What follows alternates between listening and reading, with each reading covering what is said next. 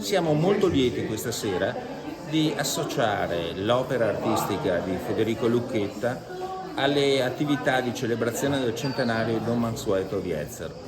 Siamo molto lieti di essere riusciti a portare una certa notorietà, una qualificata notorietà alle opere di Don Mansueto, notissimo in questo territorio, soprattutto per il suo grandissimo impegno nella casa di riposo di Pieve di Soligo e prima nell'ospedale di Pieve di Soligo. L'associazione tra Opera Eclissi di Federico Lucchetta e Don Mansueto Vietzer è legata soprattutto ad una grande opera ancora inedita, mai eseguita, di Don Mansueto Vietzer, un quartetto d'archi sui 7 vizi capitali. Chi assisterà questa sera alla performance avrà modo di capire l'intimo legame che c'è tra l'opera del grande maestro di Soligo e l'iniziativa di performance di Federico Lucchetta.